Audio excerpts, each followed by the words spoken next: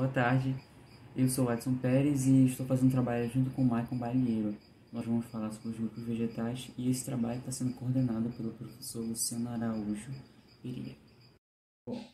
Boa tarde, eu gostaria de falar hoje sobre o reino Plantae. O reino Plantae, ele é o grupo que engloba todas as plantas e vegetais ou coisas relacionadas a elas. Também existem 4 grupos principais do reino Plantae, que seriam as briófitas, as pteridófitas, as gimnospermas e as angiospermas. Bom, aqui começando com as briófitas, o seu principal representante é o musgo. Elas evoluíram das águas verdes há cerca de 500 milhões de anos atrás. Elas dependem de água e umidade, mas também são bastante adaptáveis, podendo viver tanto em construções, em asfalto, até mesmo em rochas. Elas são plantas avasculares. Já na morfologia das briófitas, elas não possuem órgãos verdadeiros, o corpo de musgo é chamado de talo, e a fase dos gametófito é o estágio dominante no ciclo de vida das briófitas. Aqui no talo, que é o corpo do musgo, se divide em gametófito e esporófito.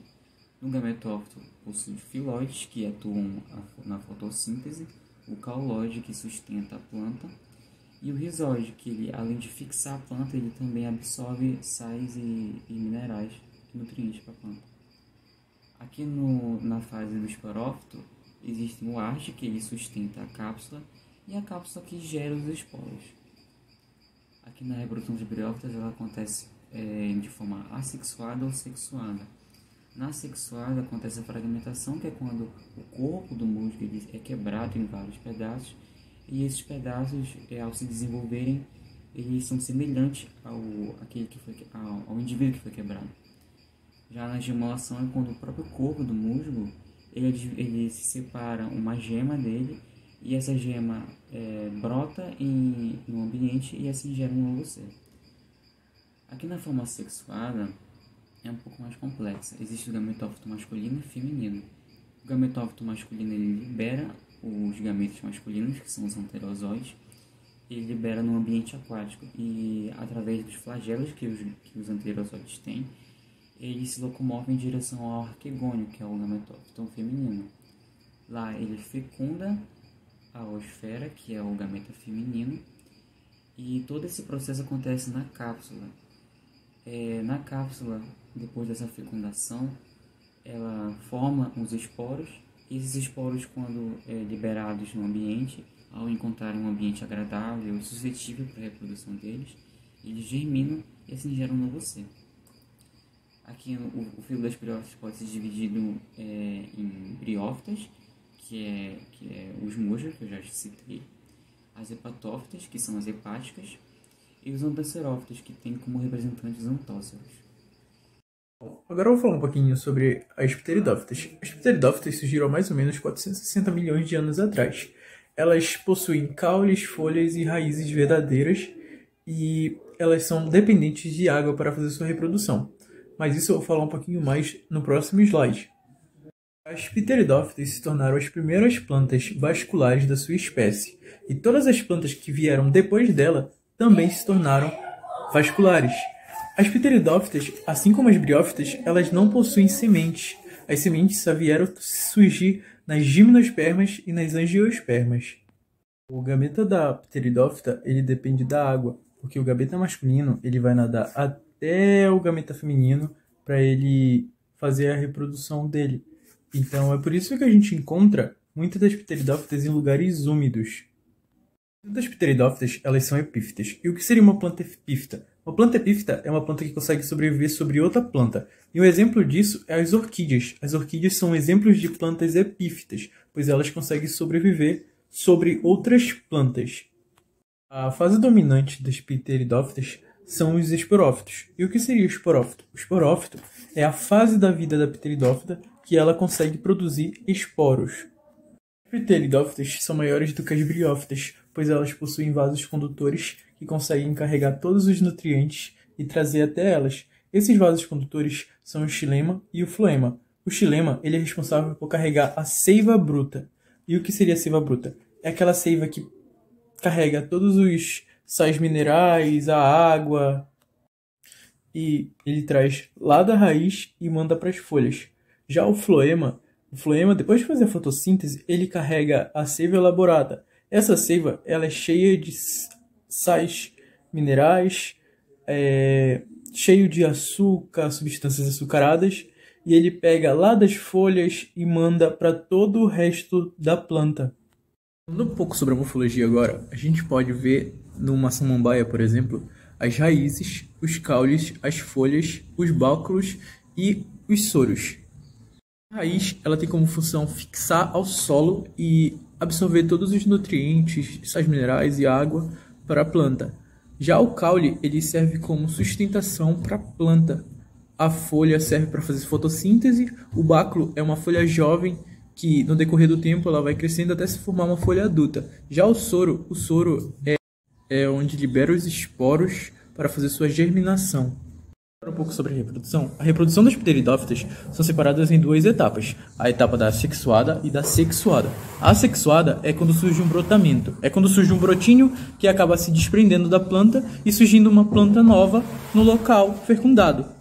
Falando sobre a reprodução sexuada, tudo começa lá no prótolo, que é onde tem a porção feminina, que é chamada de arquegônio, que é responsável por produzir os gametas femininos, que também é chamado de oosfera. Já na parte de baixo do prótalo é onde fica os anterídeos, que são responsáveis por criar os gametas masculinos, que são chamados de anterozoides. Esses anterozoides, eles nadam até o gameta feminino, e quando eles encontram esses gametas, é onde acontece a fecundação. Aí, quando acontece essa fecundação, é transformado em um zigoto. Esse zigoto ele vai se multiplicar até se transformar em um embrião. Aí ele vai fazer o processo de mitose dele até ele se tornar um esporófito. Esse esporófito ainda vai ser um esporófito jovem. Ele vai estar crescendo em cima de um gametófito. Aí ele vai fazer suas mitoses até ele se tornar um esporófito adulto. E é assim que é a reprodução de uma pteridófita. Um pouquinho sobre os filos das pteridófitas, e o primeiro é a Psilotófita. Tem mais ou menos 15 espécies, e essa espécie ela não possui nem raízes e nem folhas. É um grupo mais primitivo dentro das pteridófitas. O próximo filo é a Licófita, é onde possui os licopódios. Esses licopódios eles possuem folhas minúsculas e tem mais ou menos 1.300 espécies espalhadas pelo mundo. O próximo filo é a Esfenófita. A Esfenófita ela é conhecida pelas cavalinhas, que é de onde saem suas microfolhas, que saem de seus nós. Também temos o filo das pteritófitas, que é da onde a gente conhece as samambaias e as vencas. E assim eu fecho as pteritófitas.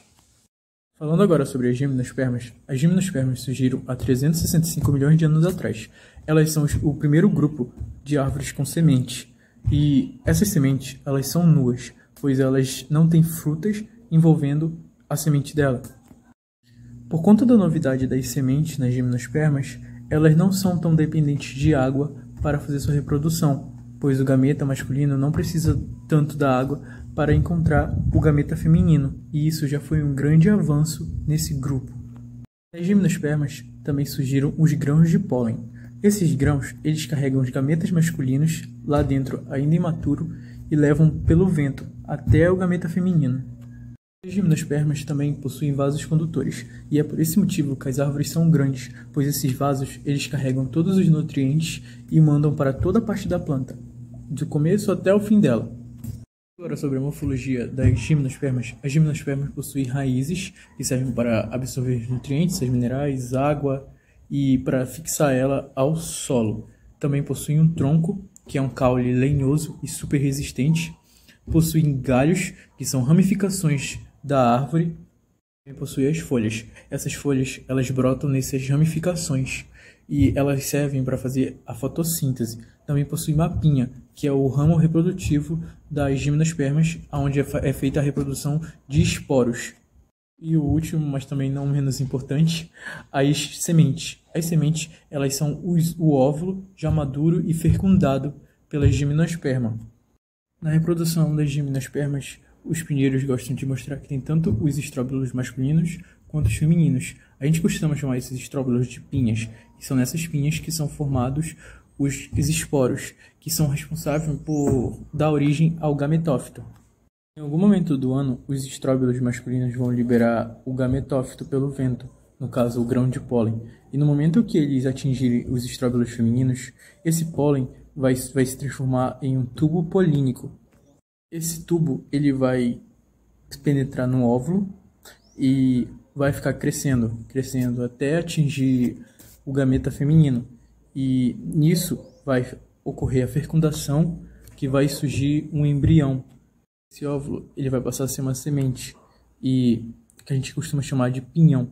No caso, esse pinhão ele vai cair lá da pinha e se ele cair em um lugar fértil, ele vai germinar e vai dar origem a um novo esporófito, no caso, um novo pinheiro.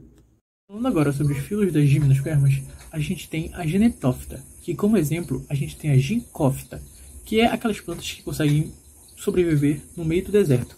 É aquelas plantas que a gente vê que parece que ela está toda morta no meio do deserto, mas na verdade elas estão de boa. As folhas delas só não crescem porque elas vivem encostadas na areia, então elas ficam se desgastando.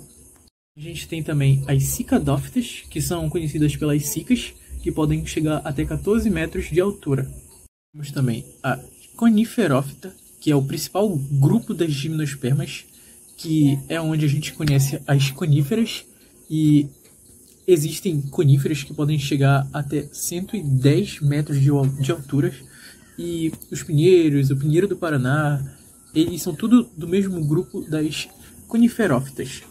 A gente também tem as ginkófitas, que atualmente existe apenas uma espécie, que é chamada de ginkgo biloba, que ela tem uma característica muito importante, que é de ser decídua, que significa que ela perde suas folhas em certa época do ano por falta de ser ruim a fotossíntese.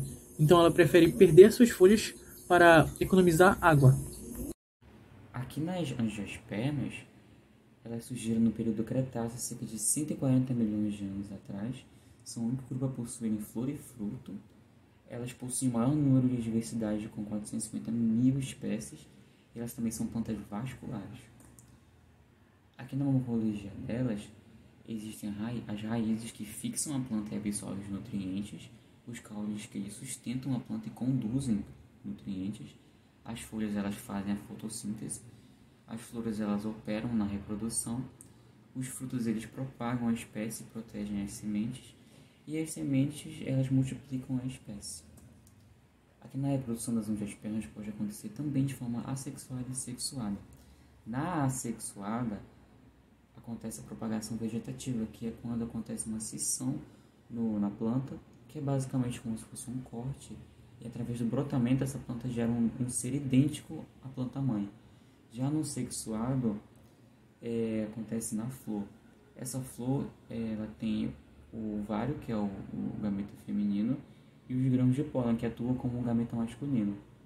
Através de animais polinizadores, como beija-flores e abelhas, eles transportam esse grão de pólen para os gametas femininos, e assim que acontece a fecundação, a fertilização, cresce um embrião dentro dessa flor, né? E acaba que gera uma semente, e nessa semente ela é toda coberta por um fruto, que o fruto protege a semente. E assim acontece por diversos outros motivos, como alimentação de animais, eles acabam por se alimentar do fruto, jogando fora a semente. Assim a semente se desenvolve no ambiente, na terra, e acaba que gera um novo ser, um ciclo se renova. Aqui na classificação das angiospermas, ela pode ser dividida em monocotiledôneas e eudicotiledôneas. Lá nas monocotiledôneas, elas têm só uma cotiledônea, elas possuem raiz fasciculada e folhas paralelinérveas. E aqui um exemplo são as orquídeas. Já nas eudicotiledôneas, elas têm duas cotiledôneas, têm raízes pivotantes e folhas com nervuras ramificadas. E um exemplo delas também são os abacateiros. Aqui estão nossas referências, caso vocês quiserem acessar o site que a gente pegou as informações. E eu agradeço muito por assistir até agora. Muito obrigado.